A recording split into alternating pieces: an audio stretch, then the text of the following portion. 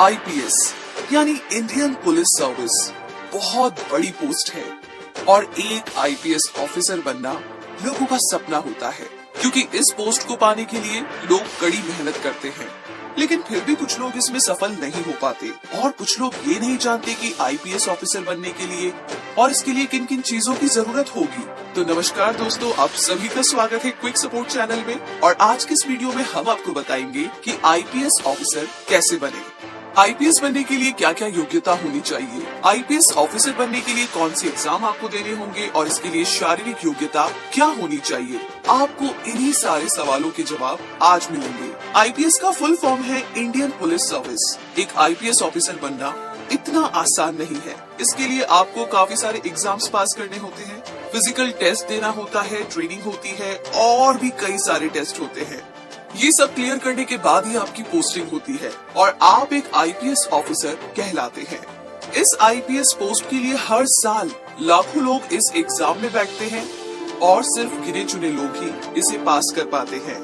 और ऐसा इसलिए होता है क्योंकि कुछ लोगों को आईपीएस बनने के लिए जो जो रिक्वायरमेंट होती है उनके बारे में अच्छे से पता नहीं होता है। तो ऐसे में आपको पता होना चाहिए कि आईपीएस के लिए योग्यता क्या है, कितनी हाइट चाहिए, कितना चेस्ट होना चाहिए, बहुत सारे और भी सवालों के जवाब पता होने चाहिए।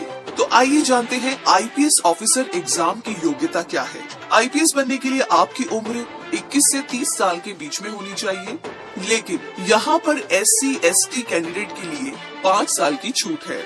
दूसरा है आपके पास बैचलर डिग्री होनी चाहिए किसी भी फील्ड में। तीसरा है आईपीएस एग्जाम को इंडिया, नेपाल और भूटान के लोग दे सकते हैं।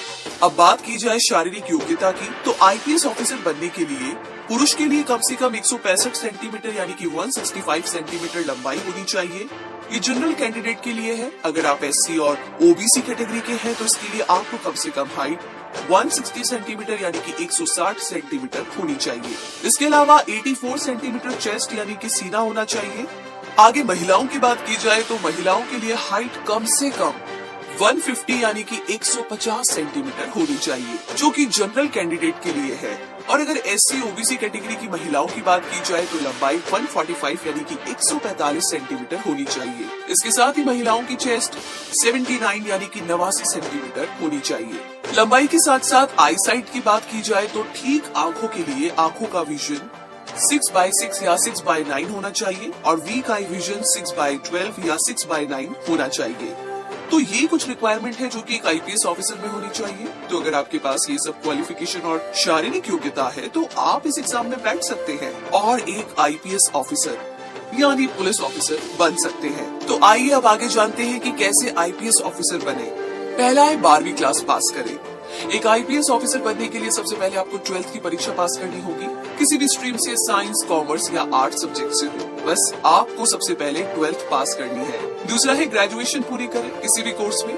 जैसे आप 12th पास कर लेते हैं तो इसके बाद अब आपको अपने हिसाब से जिस भी सब्जेक्ट में इंटरेस्ट है उसमें अपनी ग्रेजुएशन की डिग्री को पूरा कीजिए। एक आईपीएस ऑफिसर बनने के लिए ग्रेजुएट होना बहुत जरूरी है, तभी आप आईपीएस एग्जाम में बैठ सकते हैं।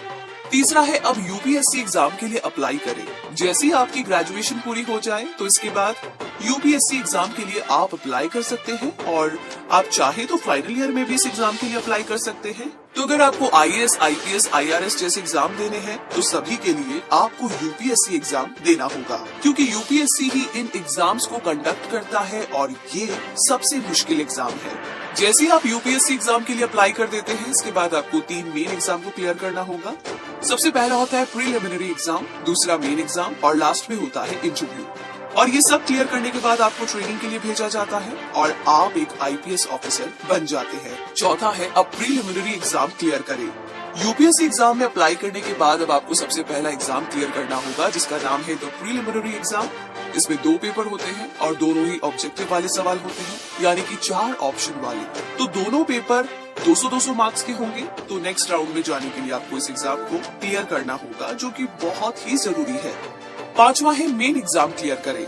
जैसे ही आप पहले एग्जाम को क्लियर कर लेते हैं इसके बाद अब आपको मेन एग्जाम क्लियर करना होगा, जो कि बहुत मुश्किल होता है। इसमें आपको टोटल 9 पेपर देने होंगे, जिसमें आपको रिटन एग्जाम के साथ साथ इंटरव्यू भी देना होता है और ये थोड़ा मुश्किल होता है। इस एग्जाम को बहुत सारे लोग क्लियर नहीं कर पाते हैं। तो अगर आपको आईपीएस ऑफिसर बनना है तो आपको अच्छे से और एग्जाम में टॉप मार्क्स लाने होंगे। नंबर 6 पर है इंटरव्यू राउंड क्लियर करें। जैसे आपके दोनों राउंड क्लियर होंगे, उसके बाद अब आपको पर्सनल इंटरव्यू के लिए बुलाया जाता है, जो कि करीब 45 मिनट का होता है। तो आपको इंटरव्यू क्लियर करना होगा। यहाँ पर कई इंटरव्यू लेने वाले पैनल होते हैं जो आपसे काफी मुश्किल और ट्रिकी सवाल पूछते हैं, तो आपको इसके लिए तैयार रहना होगा, तभी आप एक काबिल आईपीएस ऑफिसर बन सकते हैं। नंबर 7 पर है आईपीएस ऑफिसर की ट्रेनिंग को पूरा करें। जी हाँ, जैसे आप ये सारी चीजें क्लियर कर लेते हैं, इसके बाद आपको आईपीएस ऑफिसर बनने के लिए ट्रेनिंग पूरी करनी होती है। तो इसके लिए आपको मसूरी और हैदराबाद जैसे शहरों में ट्रेनिंग के लिए भेजा जाता है।